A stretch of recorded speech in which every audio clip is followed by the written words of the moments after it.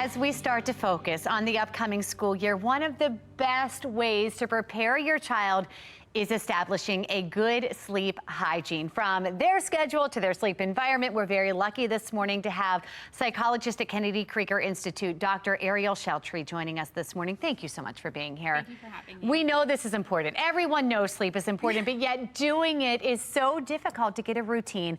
What is sleep hygiene? Let's start there, because when I heard of sleep hygiene, to me, when I hear hygiene, I think of bathing my children, but this is a whole new thought process. Yes, you know, sleep hygiene has really become a buzzword in healthcare, and it's really simpler than it sounds. I think of sleep hygiene as a set of behaviors that you're packaging together to help your child get their best sleep possible. And what are those behaviors? Please help me with this.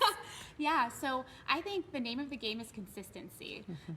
So a consistent bedtime routine that's really relaxing and done in a consistent order every night, having a consistent bedtime and wake time, and having a consistent place to sleep is really important. And when you say consistent, that means now. That's not starting the week before the first day of school. You know, I get that question a lot, and I think summer is supposed to be fun, and vacations and campouts take you away from your school routine. However, one thing that's really helpful is thinking about what time does your child need to get up for school? How far have you drifted from that? If you've drifted really far from their bedtime and wake time that you're targeting, start now.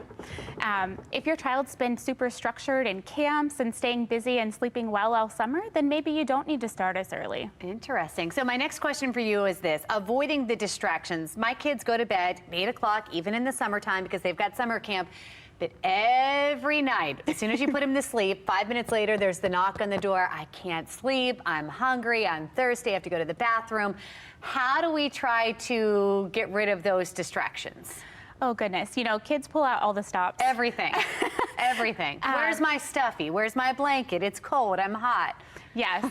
So I could keep going. I know. So planning ahead is key. You know, if you know you've done your part to set them up for success, then it's easier to sort of respond neutrally and just send them packing, send them back to bed without indulging all of those requests. Okay. Also, some kids need an extra incentive to stay in bed.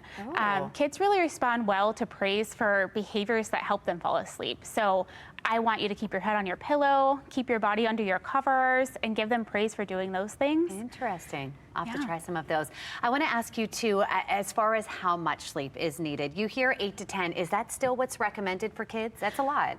It is a lot, and that is the recommendation. For our teens, 8 to 9 hours is the target. School-age kids, we would love to see them getting 10 to 11 hours of sleep. Okay. But we know that takes a lot of work. It does, and when that alarm goes off, you're going to find out how much sleep they got and how well they slept. Yes. They're going to let you know. They will. Thank you so much. A lot of these good reminders, but things that we need to start thinking of now before it gets too close to that first day. Thank you. You're welcome.